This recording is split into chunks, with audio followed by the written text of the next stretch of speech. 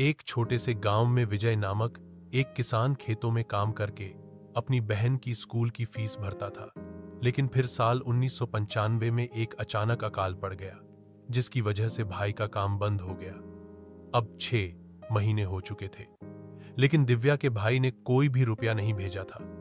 दिव्या सोचने लगी कि आखिर मेरे भाई ने 6 महीने से कोई भी पैसा नहीं भेजा या फोन नहीं किया।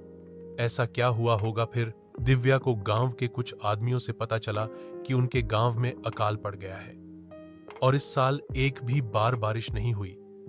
और गांव में काल की खबर सुनने के बाद दिव्या टेंशन में पड़ चुकी थी और वह अपने एग्जाम्स की तैयारी भी नहीं कर पा रही थी।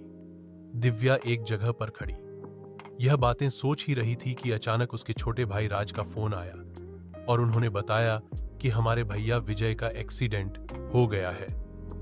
यह खबर सुनकर दिव्या के पैरों के नीचे से जमीन निकल गई और उसे चक्कर आ गया और अचानक गिर पड़ी। कुछ लोगों ने उसे देखा और उसे पानी पिलाया। अब दिव्या के पास घर पहुंचने के लिए भी भाड़े के रुपए नहीं बचे थे। अब वह सोच रही थी कि घर कैसे पहुंचूं। मेरा 7 साल का भाई राज भी अकेला है। तब उसे एक नेक इंसान मिला जिन्होंने उसकी मदद की और उसे भाड़े के रुपए दिए। अब वह ट्रेन में बैठकर घर जा रही थी। जब वह अपने गांव पहुंची तो देखा कि सारी जमीन बंजर हो चुकी है और लोग भूख से तड़प रहे हैं। उसके छोटे भाई राज को भूख से तड़पता देखकर दिव्या रोने लगी। अब दिव्या सोचने लगी कि ऐसा क्या करूं कि मैं इन सारे गांव वालों की मदद कर सकूं।